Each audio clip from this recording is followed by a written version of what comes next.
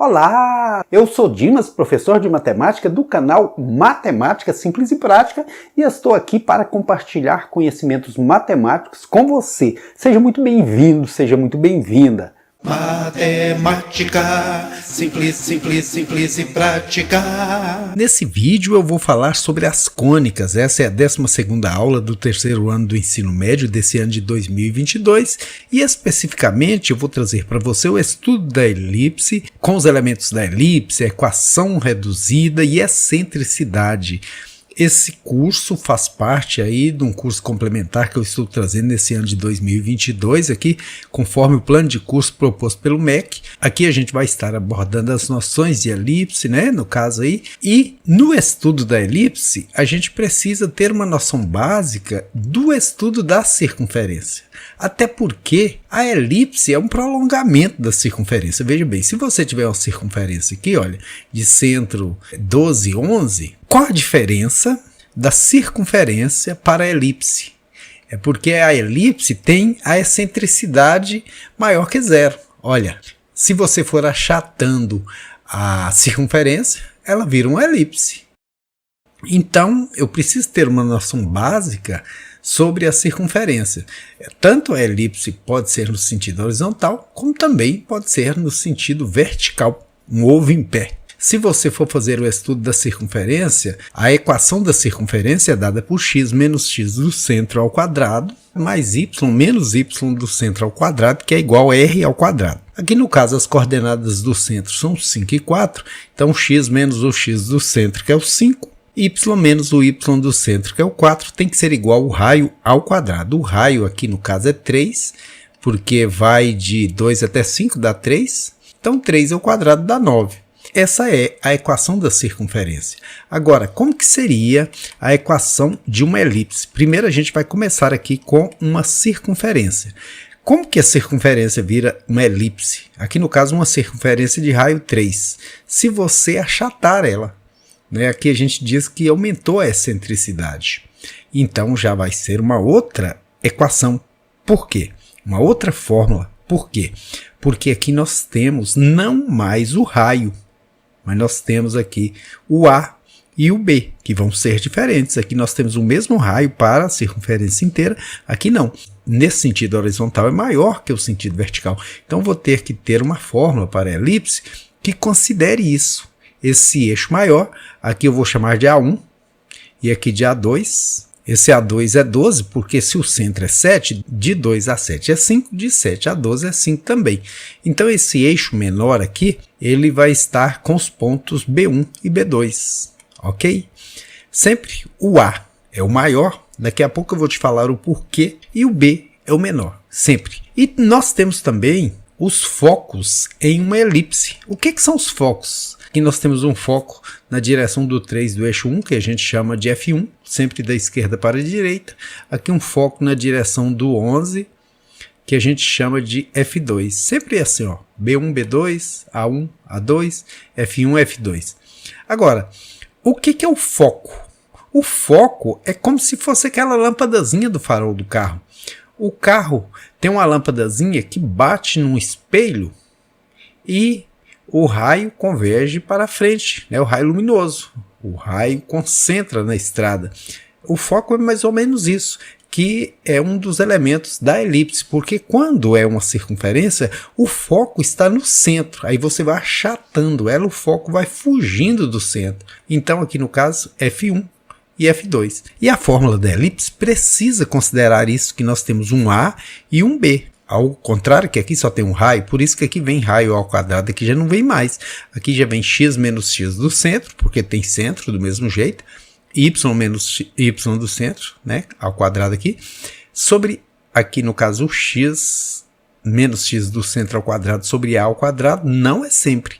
Depende de você olhar o seguinte, se o eixo maior estiver na mesma direção do x, o A é debaixo do x. Se o eixo maior estiver na mesma direção que o y, esse A seria debaixo do y. Aqui no caso, como o eixo maior está no mesmo sentido do x, na horizontal, o A ao quadrado, que é o maior aqui, está debaixo do x. E como que eu vou encontrar a fórmula dessa elipse?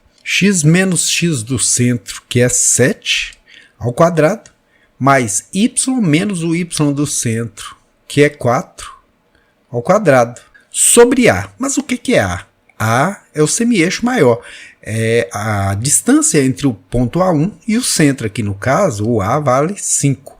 Então, se é sobre A ao quadrado, é sobre 25. E depois tem mais y menos y do centro. Quanto que é y do centro? 4. Então, y menos 4 ao quadrado. Mas quanto que é o B? O B é exatamente a distância do B1 até o centro ou do B2 até o centro. Aqui de 1 até 4, o B vale 3. Então, aqui está sobre 9. E tem que ser igual a 1. Por que aqui não é igual a raio ao quadrado? Porque aqui não tem mais raio. Eu transformei o raio em A e B. Certinho? Assim como o raio era ao quadrado, A e B são ao quadrado. Só que agora ele tem que ter uma relação com o eixo X, o maior, e com o eixo Y, o menor. Beleza?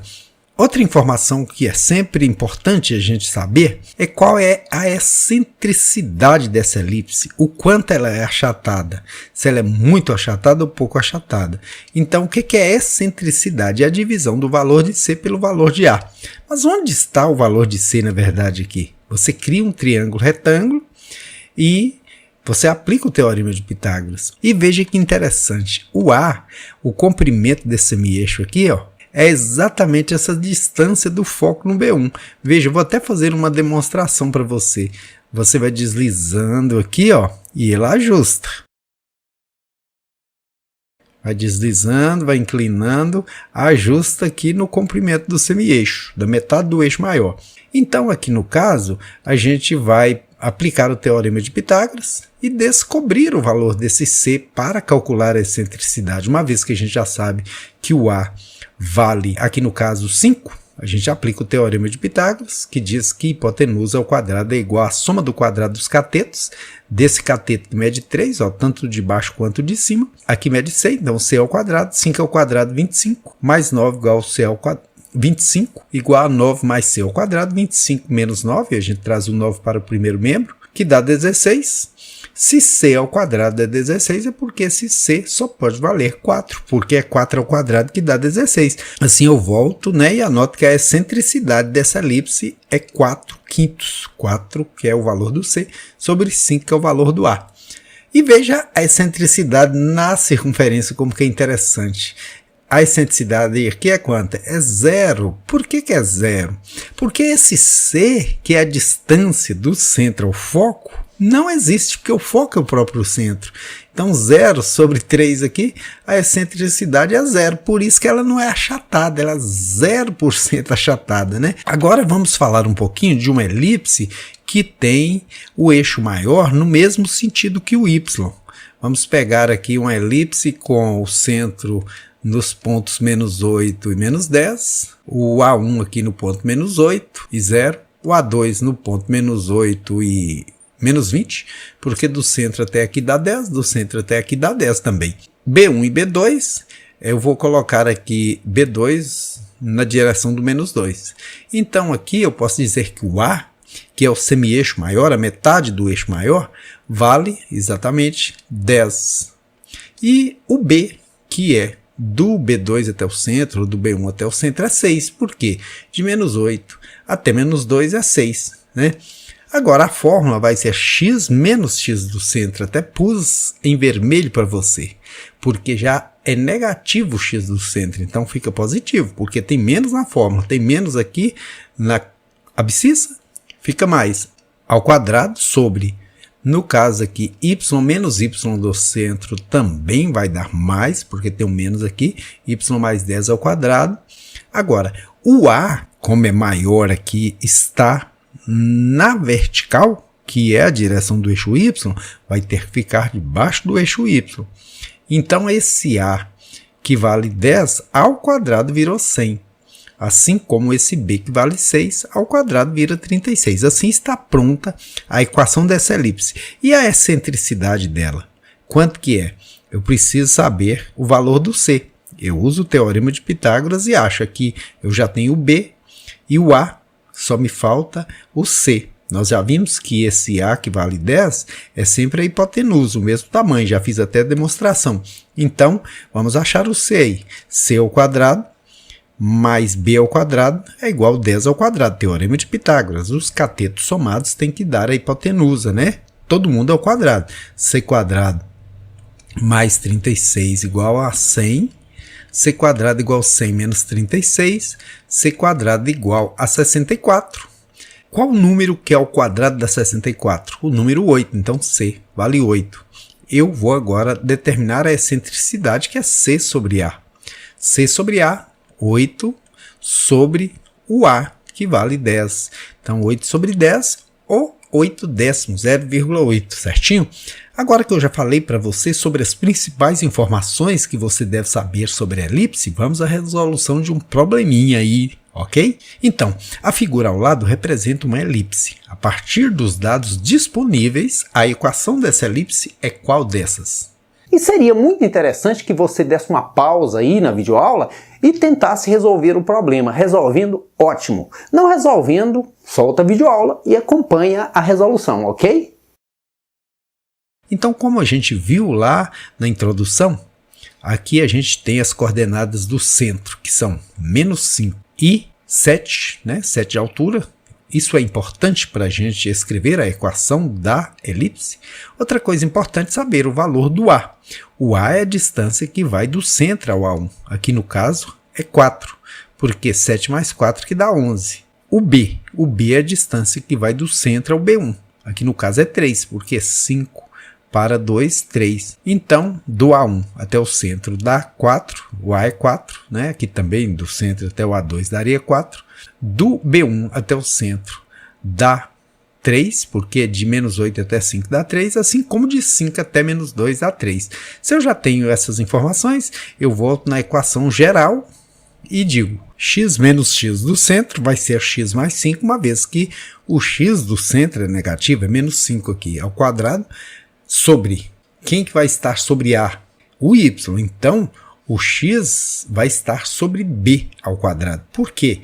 Porque o A, que é o maior, está na mesma direção do eixo y. Então, ele precisa ficar debaixo do eixo y, né? Então, o b vale 3 ao quadrado 9, mais y menos y do centro. O y do centro é 7, então y menos 7 ao quadrado sobre A ao quadrado. A ao quadrado é 4 ao quadrado, que dá 16, igual a 1. Então, a alternativa correta é a letra B, de bom dia, boa tarde, boa noite, e de bons estudos a você que quer ir um pouco além, aprender um pouco mais para detonar aí nas provas do Enem, dos vestibulares e se dar bem, né? É para isso que a gente estuda, para aprender e fazer acontecer. Espero muito que você tenha gostado dessa videoaula. Se você tiver gostado, deixa o seu joinha, curte lá, se inscreva no canal Matemática Simples e Prática, compartilhe com seus colegas, assim a gente vai compartilhando conhecimento para o seu sucesso. A você, meu aluno querido, meu querido amigo, eu quero falar.